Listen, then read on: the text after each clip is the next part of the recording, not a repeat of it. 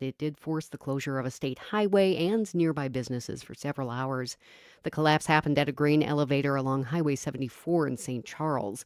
The city says the metal bin showed signs of structural failure just after noon and then collapsed a couple of hours later. Video shows corn spilling onto nearby railroad tracks and a cloud of dust spreading toward onlookers. The collapse also damaged a second grain bin, which was then intentionally brought down. The highway and businesses reopened yesterday by late afternoon. Tariffs and other costs are hitting the artificial Christmas tree industry, making prices go up. Chris Butler, CEO of National Tree Company, says costs have increased by at least 10%. While tariffs were meant to spur domestic production, Butler says that's not feasible. If we made a tree today, that tree would have to be, using materials sourced from other countries, which again kind of defeats the purpose of that. And as well as the fact that, labor would be a lot more expensive in the US. Artificial garlands, wreaths, and ornaments are also seeing an increase. This is NPR News. This is On Point. I'm Meghna Chakrabarti. In 2021, Zaki Manyan was needing help building his crypto finance startup. At the time, he'd had trouble finding competent coders with years of experience in blockchain development. But one freelancer stood above the pack, and his resume showed an extensive work history. So Manyan hired him. And then he brought on someone he said he had worked with. And collectively, they were able to do the work. I would frequently have to meet with them late at night because they said they were in Singapore, but they were quite technically competent. Because of the time zone differences and pandemic-era restrictions in Asia, Manyan never saw his new hires in person. But nothing seemed out of the ordinary. You send them chat messages late at night. You tell them what deadlines need to be hit. They try to hit them. They get stuck. You try and help them. It's like having any sort of mid-level contractor that you hired anywhere. Like if you hired someone in India or you hired someone in China or you hired someone in Vietnam, your interactions would be very similar. The freelancers eventually finished the work and got paid. And after that, it wasn't something Manyan gave a lot of thought to until 2 years later, when an email from the FBI landed in his mailbox. Turns out those two workers were not from Singapore. They were from North Korea, and they were funneling most of their salaries into North Korea's weapons program. It was worrying because you were worried that you broke the law. You didn't know what consequences there were there. What other collateral consequences there might be. You were worried about reputational consequences. The FBI investigated. The Treasury Department subpoenaed Manyan's company. Ultimately, though, the company was not penalized, and the code that they created still works safely. But that didn't prevent many of his colleagues from viewing his work as tainted.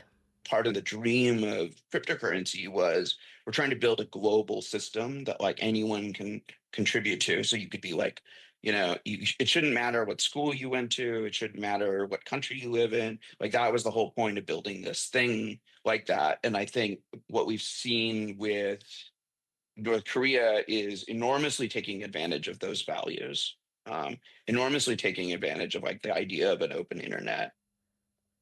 These North Korean IT worker scams are not just in crypto. The FBI says they've infiltrated hundreds of Fortune 500 companies.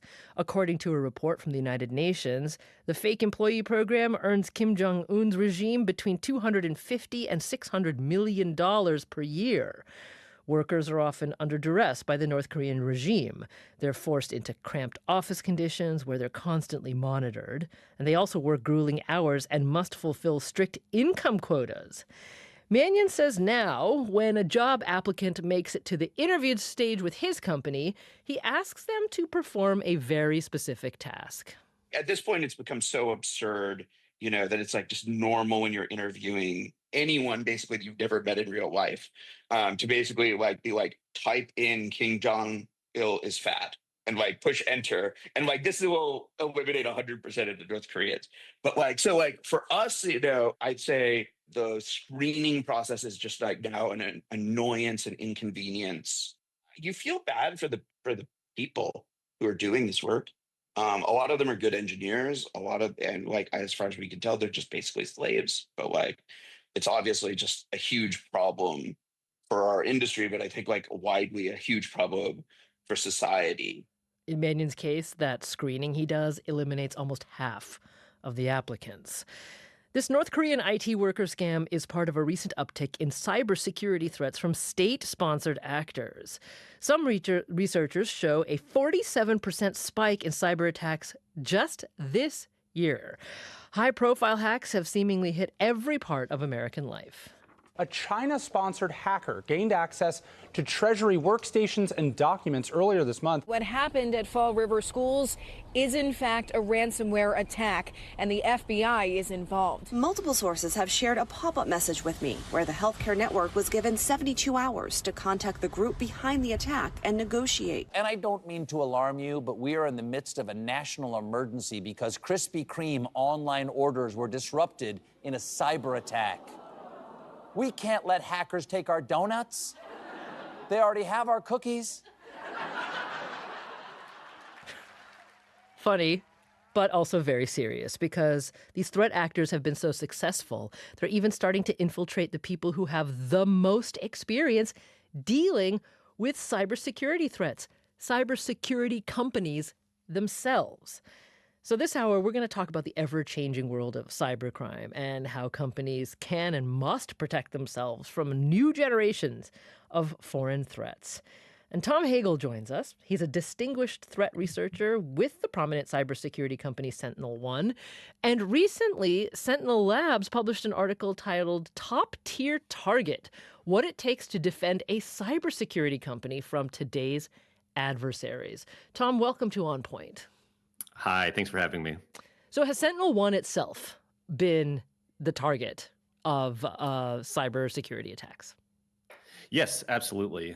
We receive attacks in all types of from all types of adversaries, and the North Korean threat has been one of the most interesting that we've observed over the last few years, and that's ultimately seeking to get inside jobs, similar to the previous cases you've already mentioned. Okay, so tell me more. Like, why do you think that the North Koreans want to get inside a place like Sentinel?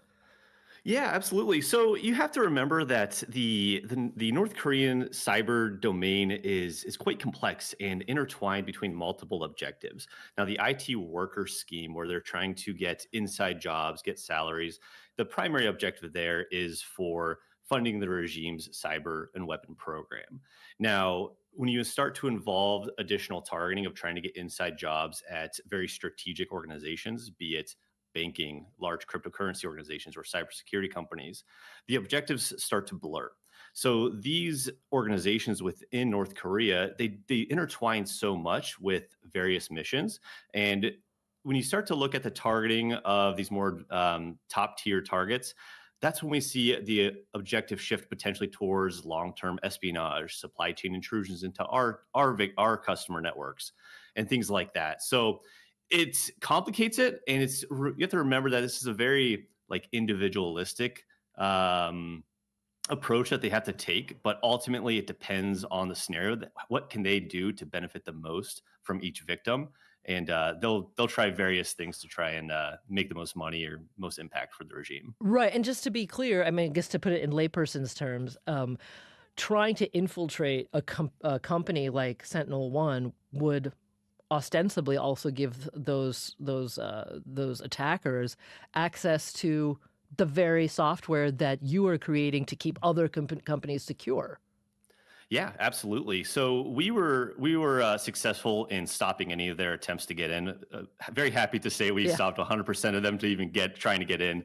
But the interesting piece is North Korean threat actors have a long history of doing that, very much what you just explained, which was what we call like a supply chain intrusion, where they compromise or get access to the insides of one organization and then abuse that access to get into a separate organization. So there was a case just a few years ago where an entity very closely intertwined with the IT workers group out of North Korea performed multiple layers of supply chain intrusions, where they compromised one organization to get into a separate organization, to get into a third organization for the the final goal of financial theft through cryptocurrency. So very strategic, long play missions here. Wow. Okay. What I'd love to do is spend a little bit of time sort of talking through each of the different kinds of attacks that Sentinel-1 itself has rebuffed. Because as you said in the article that you published, it's very unusual for a cybersecurity company to even talk about the fact that they themselves have been targeted by international, especially state-sponsored hackers. I mean, why did you decide to write up this article and just talk about the fact that it had also happened to you? Yeah, that's a great question. And I would say we're in a unique position within my team, which is Sentinel Labs. We're focused on the ultimate community benefit of our research. So day to day, we track adversaries of all types, and that includes defending our customers, defending our own organization. But instead of turning around and trying to monetize that, our goal is to turn around and try and impose some sort of cost on the actors themselves to make it more difficult for them to do what they're doing and try and directly help impacted organizations. So in cases like this, where we see them coming after us, it's kind of like the gold mine for allowing us to collect the most valuable cyber threat intelligence that you can. As a target yourself, you get really interesting perspectives of their capabilities, their persistence in trying to get in, and so forth. So the ultimate goal here is to share more widely. We do a lot of collaborating, under the table with our partners across the industry, public and private sector. And when it comes to releasing things publicly like this, it's kind of just like waving a flag, being like, everyone needs to pay attention to this. This is a huge problem. And cybersecurity vendors have a history of being very quiet about the things they see unless it's strategically benefit to them. So saying we are a target, kind of raising that flag to be like everyone else is likely a target too. And not only a target, but it seems like most other companies would have a more difficult time in understanding when or the volume of attacks that they're experiencing versus Sentinel-1, who this is like what you do. Yeah, exactly. Yeah. This is what we do. So we tend to be a little bit more successful in stopping it and even being able to identify it overall. We can have applicants and we can collaborate with our partners across the industry and get really high confidence on the exact locations of these applicants and the attribution of the efforts. But if it's an everyday organization, small business, or even just like an IT consulting company or crypto company, the chances of them being able to link it to North Koreans or just the IT worker scheme in general is in many cases nearly impossible. So yeah, it's kind of like raising the flag, trying to show everyone this exists and give people the opportunities to try and catch this stuff. Yeah. Well, when we come back, we're going to talk about exactly the kinds of attacks that you've noticed and how they work and how people and other companies can protect themselves from it. So Tom Hagel, stand by for just a second. We'll be back. This is On Point.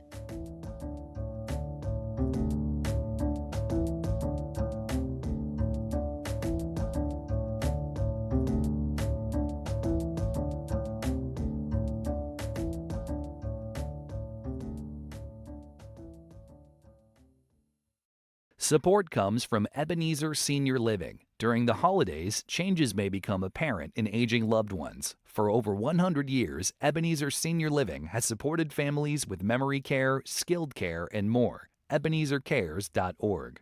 Programming is supported by Books for Africa, which has sent books to students in every African country, over 64 million books and counting. Dedicated to ending the African book famine. You can learn more at booksforafrica.org. I'm Nina Moyni. This is NPR News. We are waiting for live special coverage to begin of a news conference scheduled for 1 o'clock. It was in Minneapolis. Minneapolis Mayor Jacob Frey, Police Chief Brian O'Hara, and Councilmember Jamal Osman are among the people who are walking to the...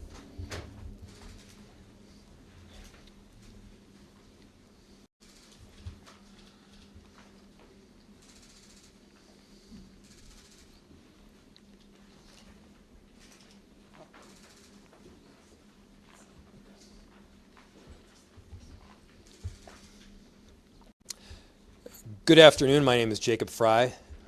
I'm the mayor of Minneapolis, and we are here to respond to a number of credible reports from several media outlets relaying that there are as many as 100 federal agents that will be deployed to the Twin Cities with a specific focus on targeting our Somali community. To our Somali community, we love you and we stand with you. That commitment is rock solid.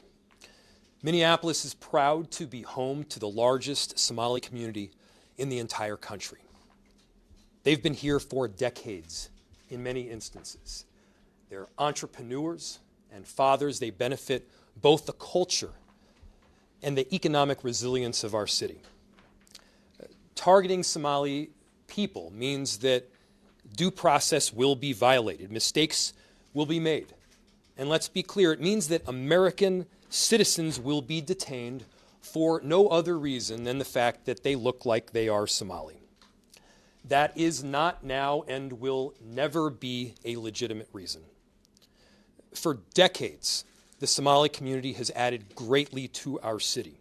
The economic fabric, their hard work, their leadership, it has made Minneapolis a better place.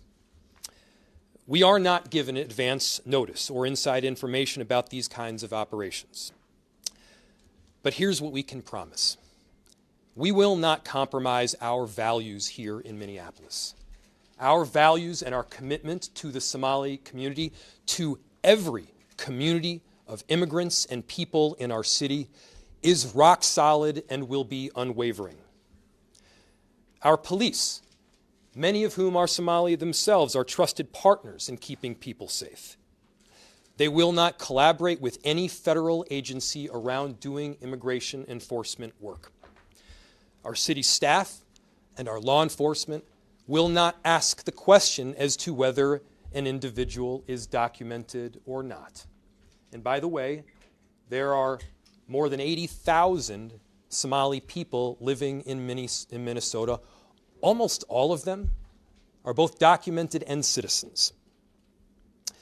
And the city has worked with community partners who have compiled Know Your Rights information.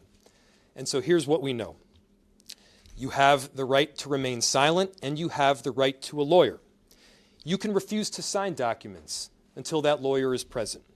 You have the right to not open the door unless a warrant has been shown. The city of Minneapolis provides free immigration legal resources. And if you or a family member or a loved one needs access to a lawyer, go to our website or call 311. And we're going to work with our partners. Partners like the city of St. Paul. Partners like the state of Minnesota. To do everything to support our neighbors and to coordinate on any incident that happens.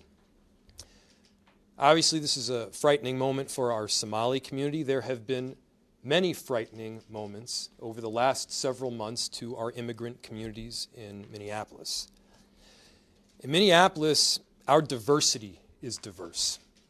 People come from 1,000 different backgrounds, mentalities, and perspectives with one beautiful thing in common. They love our city and they're proud to call it home. And we're going to stand with them every step of the way.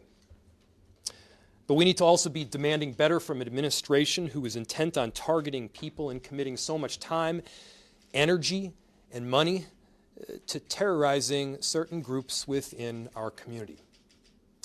That's not American. That's not what we are about. And we're going to do right by every single person in our cities. And so, to our Somali community, Daman Shabka, Somaliyed Kunul, Minnesota, Garahan, Minneapolis, Waan, Ku Janilahai, Waan, Ku Gereb, Taganahan. We love you, we stand with you, and we aren't backing down. With that, I will turn it over to the Mayor of St. Paul, Mayor Melvin Carter. Good afternoon. I'm Melvin Carter, the Mayor of the City of St. Paul. As Mayor Frey just said, we are hearing credible information around a convergence of federal law enforcement officials, federal agents coming into our community with the intentionality around targeting our Somali community. Just earlier today, we saw, sadly, the President of the United States open his mouth to take a whole group of people, a whole country of people, and denigrate just based on where they come from. And somehow we found ourselves to a place where that doesn't surprise any of us. But when the mayor said the word un-American, it rang true to me. I grew up celebrating in America and learning about an America who prided ourselves on being a beacon that drew people from other places. I grew up in an America that prided itself on being a country of immigrants, that prided itself on the fact that people from other countries would look across a whole ocean and say, that's where I want to be. It seems that what we learned was that we've prided ourselves, and we have decades and generations of priding ourselves on being a beacon for immigration from Europe. And it seems to many of us like the darker skinned the immigrants who come to our country are, the more our posture on immigration as a country has shifted. That's un-American. That's concerning. And I get particularly concerned as someone who, we work all day, every day on public safety and keeping our communities safe. And all of you have heard me brag about the public safety outcomes that we're achieving and that we're really proud of. And we've understood and embraced an approach to public safety that isn't about pitting our officers or law enforcement against community members, but it's figuring out how to get our officers and our community members working together on the same side of the table as much as humanly possible. And so when the last thing that we need is federal agents coming here, pretending that we should be afraid of somebody just based on the color of their skin, just based on what they look like, just based on what country their ancestors claim as honor as a motherland. The last thing that we need is federal agents coming to town attempting to turn us against each other, to turn us against ourselves. The last thing we need is federal agents coming in town to create chaos and challenge for us. And so we stand together. Both of our cities have stood up immigrant and refugee services supports. In St. Paul, it's our Office of Immigrant and Refugee Services. In our city attorney's office, we encourage folks to look to those websites. We encourage folks to look to the organizations that serve immigrants and refugees across our community, because we have constant reminders out there about what your rights are. You have rights. That's an American thing. You have rights. We all have rights. And so we'll be sharing on social media today some of those resources are that people need to look to. We'll be working with our police department to ensure our capability of facilitating peaceful protests, as I imagine we'll see some people who will want to stand up and say that we disagree with this federal targeting. Just like Mayor Frey just said, we in St. Paul celebrate our large Somali community. We celebrate the contributions that our community has made in every aspect, whether that's education, whether that's public service, whether that's public safety, whether that's our economics and local jobs. We celebrate that. Our community would not be the same without it. And so we continue to stand with the members of our Somali community. We continue to stand across municipal boundaries and across communities to say that the Twin Cities is not a place that tolerates or embraces hate, to say that the hateful and damaging rhetoric that we're hearing from Washington, D.C. right now is reprehensible, and it is not something that represents who our community is or who our country can be. And we call on ourselves. I call on myself in the face of hatred, in the face of division, in the face of what seems to be a strategy centered around intentional chaos, to lead with listening, to lead with compassion, to engage with humanity, and to ensure that we are every single day modeling the type of behavior, the type of approach, and the type of humanity that we sure wish our federal our federal representatives in Washington, D.C. Would follow suit. We have the capacity as a local community to be that loving, incredible place. That's who we are. That's what we are. And that's certainly something that we don't need federal agents coming and disturbing. Thank you all for being here. And with that, I think I'm turning it over to Councilmember Ross. Oh, I'm sorry, to Councilmember Ross. Thank you. Good afternoon. My name is Jamal Osman. I am the council member of Ward 6, someone who represents the largest East African community in Minneapolis. I am proud to say I'm a Somali American. This country welcomed me and my family 26 years ago. It has provided me a life that I did not have in Somalia. We came here and we are thankful to be here. I've been educated here, got the opportunity to serve my community, to be a council member. I know many families are fearful tonight. They are. But I want you to know that City of Minneapolis stand behind you as the leaders, both mayors and the chief and everyone that stand behind you are here to stand with you. Our community has lived through fear in the past. And we're not going to let us divide that. We're going to stay informed, we're going to stay safe, and we're going to support each other. We will continue to working our partners on the ground so residents know their rights. They know where to turn for help, and we know that Minneapolis will not abandon.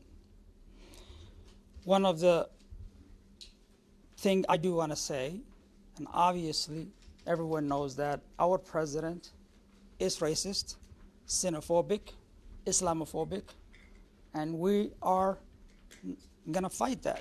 America has a history of fighting and stopping those kind of individuals who continue to divide people and divide communities.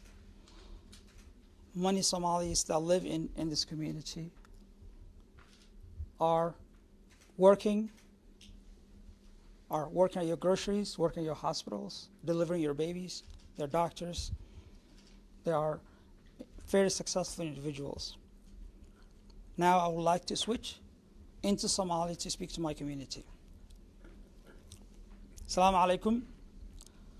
Walaalayaal waxaan la hadlayaa community-ga magaalada Minneapolis. Anigoo ah Jamaal Cusmaan. Waxaan inii sheegayaa City Minneapolis garabkiina ay taagan tahay. Community-geena target ayaa lagu yahay. Qolyahan dalka soo galaya oo la sheegay hadda in 100 qof ka badan lagu soo wado waa inaan ka fijignaanaa, waa inaan la hadashaa lawyerkaaga, waa inaan ogaataa rightskaaga, United States rights ayaa ku leedahay, waa inaanan division aanan la ku suubinin. Xaquuq baa u leedahay, due process baa jira dalkan aan joogno, marka taxadara. City Minneapolisna waa in la taaganta, garabkeena la taaganta. Thank you so much. I would like to welcome the Chief O'Hare.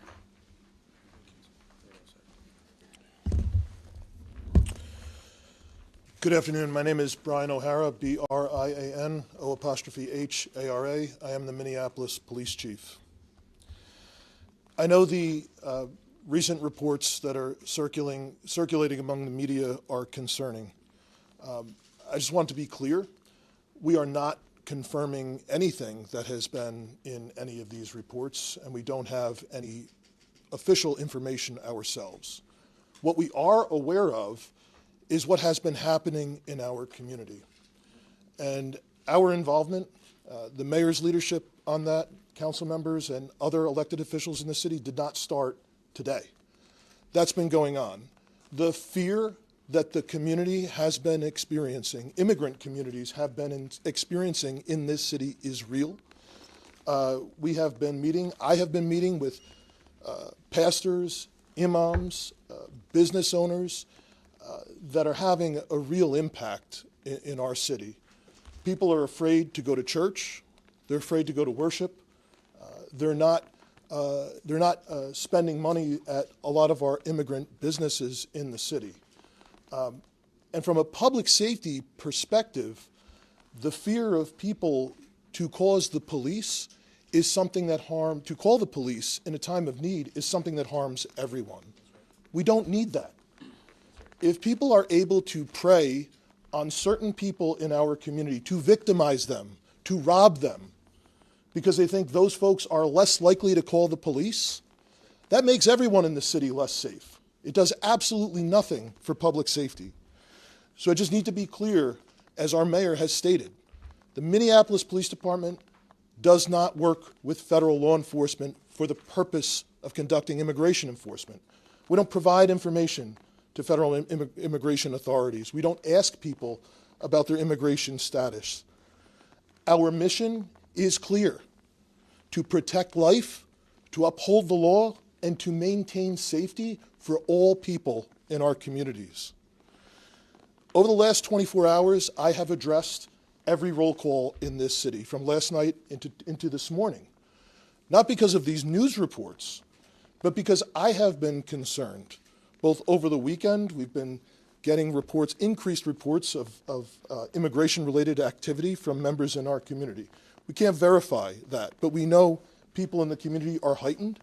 And we also know that there have been incidents more recently, 2 very recently in St. Paul, around immigration enforcement. So our objective is straightforward as a police department. I want to try and minimize our officers' exposure to any of that type of enforcement activity and only respond when there is a legitimate public safety issue that we are responsible to our community to provide. And that means when there are threats of violence, when there is actual violence, or when there's property destruction. In moments like this, I know the tensions are high. I know how real the fear is in our community. People are going to want to speak out, to protest, and to exercise their First Amendment rights. Those are the rights of everyone in our community. And I want to be clear that we will absolutely defend people's rights to do just that. I also ask that if demonstrations do happen around any type of immigration raid, that they remain nonviolent so that we can keep everyone in our community safe, so that we minimize the risk of any tragedy happening or the immigrant communities that are already suffering to suffer that much more if there is destruction in our neighborhoods. Our officers are committed to serving a diverse city. Mayor, council member referenced, we have many officers who themselves are immigrants, and many of us are deeply connected to the immigrant community in our city. With that, we are also working around revisions to our immigration enforcement policy. That has been in the works for weeks. We've obtained feedback from community and community-based organizations, and we will be issuing additional guidance this week to our officers, again, to try and address some of the issues that we're seeing nationally and to provide clear guidelines to our officers. With that, I'll turn it back to our mayor. We'll open it to questions. Just to be clear, these 100 agents are on the ground and they call and they need crowd control. Will both cities, Minneapolis and St. Paul, continue to send officers for that capacity? Yeah. I was talking to Mayor Carter about this just recently, and here's the thing. Our police officers are not ICE agents. They will not cooperate with ICE agents. But the presence of ICE agents doesn't suddenly make our police officers not police officers. That's what Mayor Carter said to me the other day, and he's exactly right. Our police officers have an obligation, first of all, not to enforce federal immigration law. That is not their job. I want our police officers keeping people safe. I want our police officers responding to violent crime. I want our police officers preventing homicides and carjackings and shootings from occurring in the first place. You know what I don't want them doing? I don't want our police officers spending a single second hunting the father down that just dropped his kids off at daycare, who's about to go and work a 12-hour shift, who happens to be from Mogadishu or who happens to be from Ecuador. That man makes our city a better place. That man is a valued resident of our city and someone who we're proud to have him call Minneapolis and or St. Paul home. Our police officers do respond to 911 calls, and there are instances where they will have to escort an ambulance. There will be instances when somebody will call 911 reporting a kidnapping. Many times those calls do in fact come in even during some form of federal raid. So the presence of ICE doesn't mean that our responsibility to keep people safe stops. It means that we have to be there to protect people, to protect property, and to save lives. That job doesn't get thrown in the garbage simply because the actions of the federal government happen to be garbage themselves. Please. If I can respond to that, what we need is a law enforcement presence that's a stabilizing and reassuring presence. Our law enforcement presence ought to make people feel more safe, less fearful, that's the word that you use, and help us facilitate safe outcomes in our community. That's the problem with what we see from the federal government right now, is that we're seeing federal agents operate in communities across our country, not just St. Paul and Minneapolis, but in communities across our country in ways that certainly by impact, certainly have the impact and actually seem to be designed for the purpose of making people more fearful and making people feel less safe in our community. That's a subversion.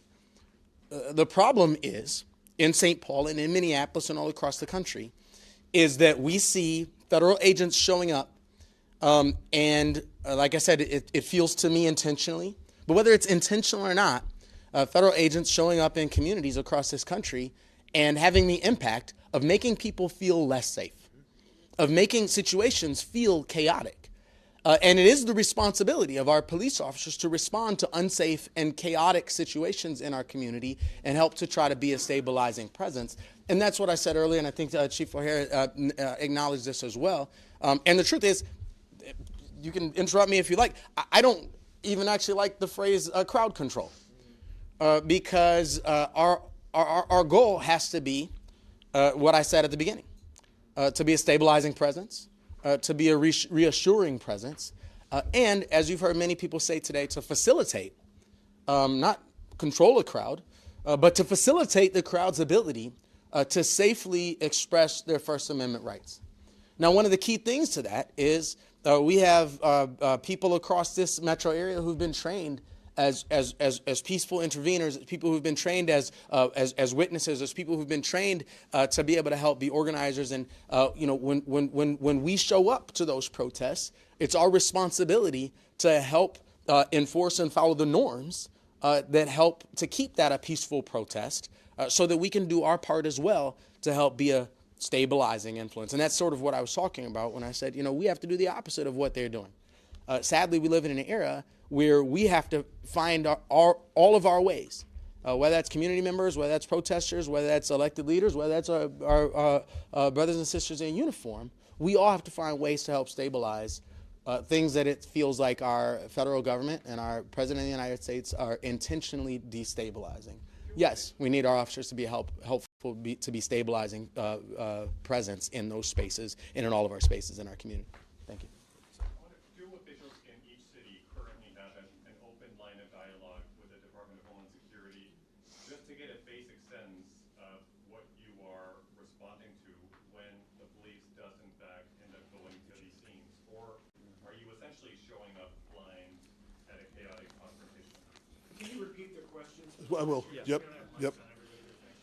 So the question, Ernesto's question was, do officials in our city have communication with the Department of Homeland Security so that when these large-scale raids happen, we're not going in blind? So we do work with federal law enforcement literally every day around violent crime, around people smuggling fentanyl into the country, gang violence, those types of things. That is a part of our job. But our officers that do work with federal law enforcement have very clear directives, and federal law enforcement is aware that we absolutely will have nothing to do with anything related to immigration enforcement. So as you are aware, the one instance that we've had in this city, we were caught by surprise because of that. But yes, on a day-to-day basis, we are still working with federal law enforcement to prosecute people that are carjacking people in this city, that are involved in gang violence, that are involved in smuggling drugs and shooting people. That still happens.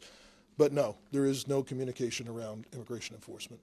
Chief, what preparations are you making and what are you telling officers? Are you having have a riot gear at the ready just in case things get out of hand? And what have you been telling your officers in those roll calls that you've So the last 24 hours, I had the entire command staff with me, all of the chiefs at roll call, the leaders from our consent decree implementation unit present, as well as our officers that deal with response to large-scale incidents. So basically what I do is I have the consent decree implementation unit go over the city and the police department's policy around immigration enforcement to ensure everyone is abundantly clear where the guardrails are and to talk about additional guidance that is coming out. Additionally, we have our folks talk about from a tactical perspective, obviously because we're not going to get involved in legitimate First Amendment activity, but if something becomes a life-threatening emergency with a large crowd, ensuring that there is a plan beforehand, ensuring that our officers are aware that, oftentimes there's multiple agencies involved in these things and we're finding out after the fact, ensuring that our officers are aware that they're only going to take orders from people appointed over them in the Minneapolis Police Department, and ensuring that there is a plan if we do have to rescue a person who may be injured or anything like that, that there is a plan to get in and get out as safely as possible. We will not automatically respond just because someone has called and asking for assistance, but if something is an emergency, there is no time to talk about and have it go up the chain of command and say, are we going to respond? But things unfold very quickly, and we will do our sworn duty to respond to protect life when it's needed. We've got time for about two more questions. Two more questions, please. Mayor Frey, you described it as a when, not an if, that ICE will be breaking the law when they engage in this operation targeting the Somali community. What tangible action can the city of Minneapolis, can the police department take to actually protect people who have every legal right to be here and to hold ICE agents accountable if, as you described it, they do break the law? I'll start by noting that all of this is based on reports that have come out recently from the media.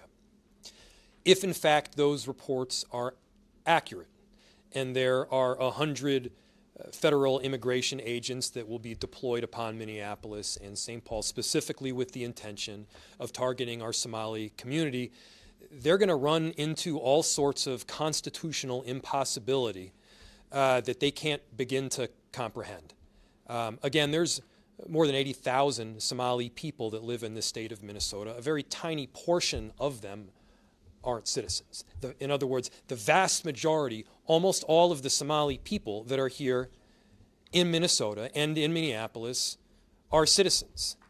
I feel that it will be a practical inevitability that when people are arrested by federal immigration agents, they're going to get the wrong people. They're going to make mistakes. They're going to screw it up so badly that they're not just violating habeas corpus, but they are taking away the rights of American citizens. I've heard recently some of the comments that Donald Trump has made.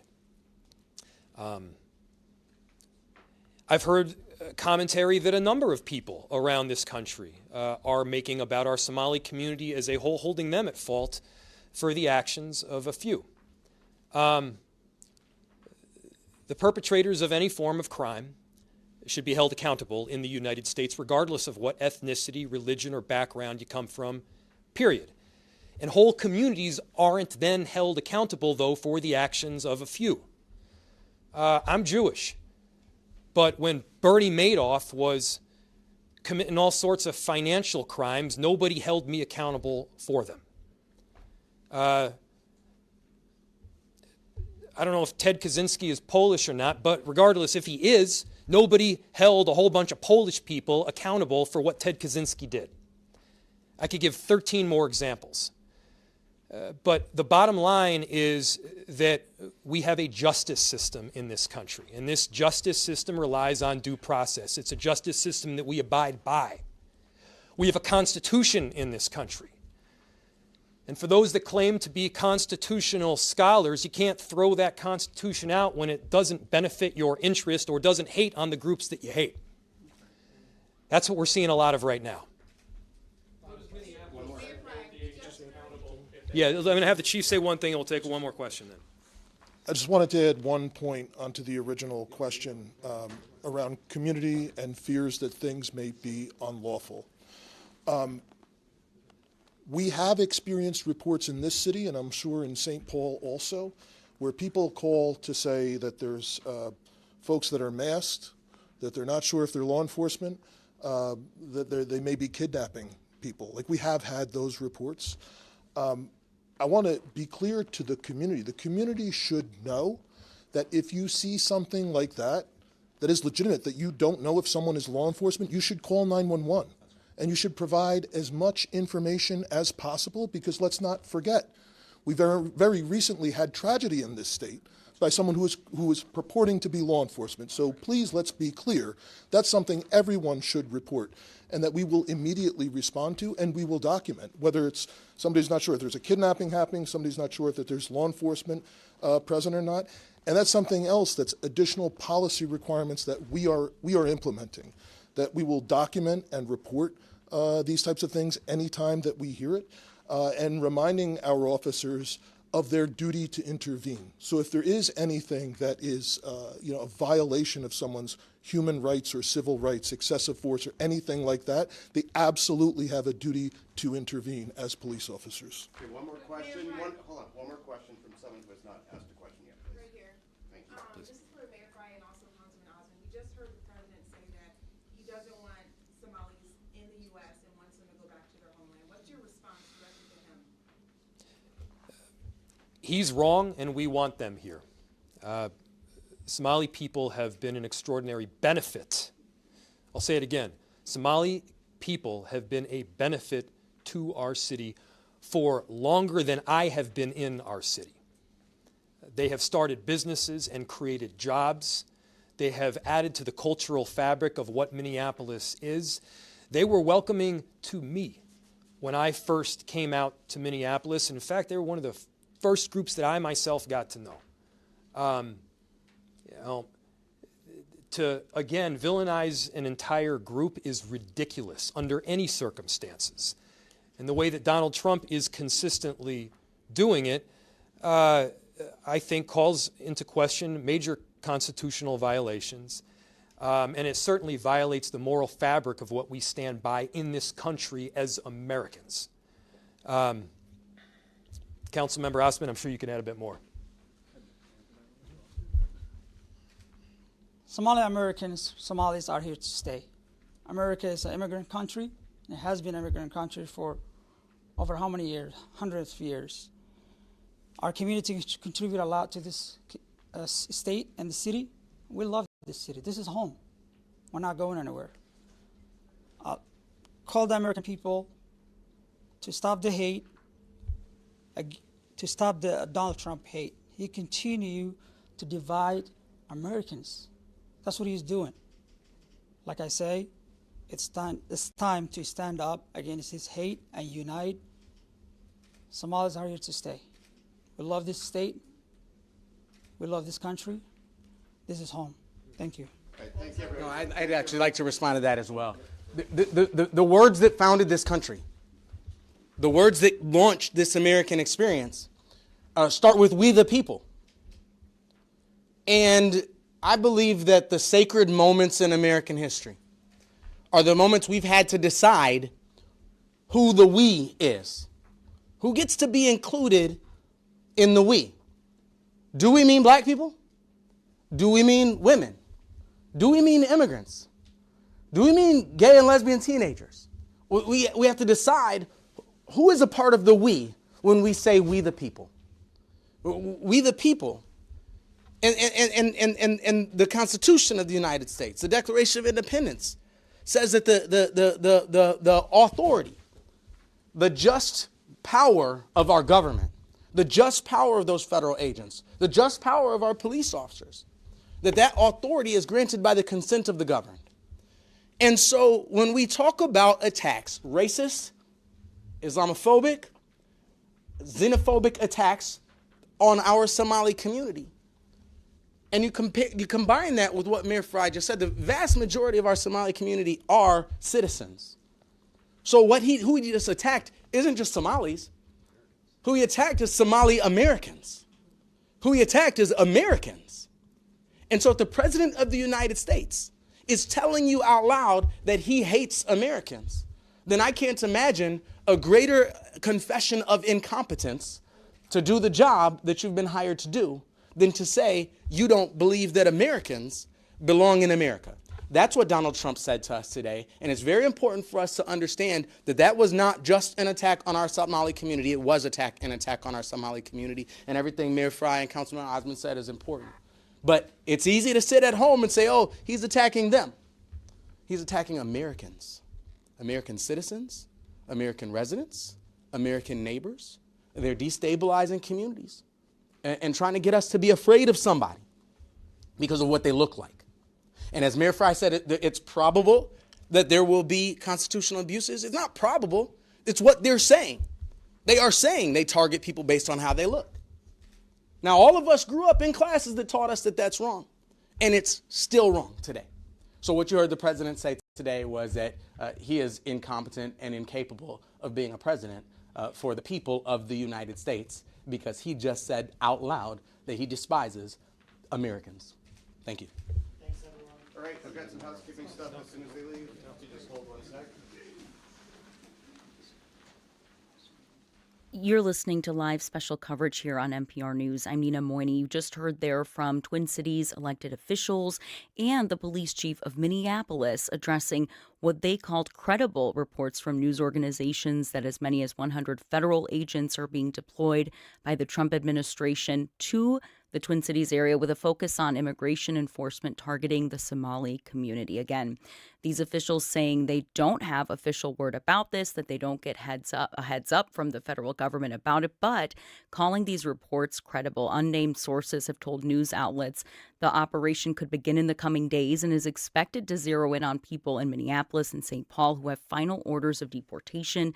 Teams of immigration agents would spread across the Twin Cities in what the sources described as a directed high-priority sweep, though the plans remain fluid and subject to change. Minneapolis Mayor Jacob Frey recommitted, calling a rock-solid commitment is what the Twin Cities have in support of the Somali community, people of Somali descent. He was joined by St. Paul Mayor Melvin Carter, who also talked about just the appreciation for the community, and other elected officials, as well as Minneapolis Police Chief Brian O'Hara, who said that people in the police department, again, stressing, will not cooperate with ICE in ICE matters, but will cooperate in crowd control measures as they have been through use of chemical irritants and projectiles that so far have happened at some of these clashes between protesters. But they also reminded people of their rights, and we'll have more on this afternoon and at nprnews.org. Programming is supported by St. Paul Academy and Summit School,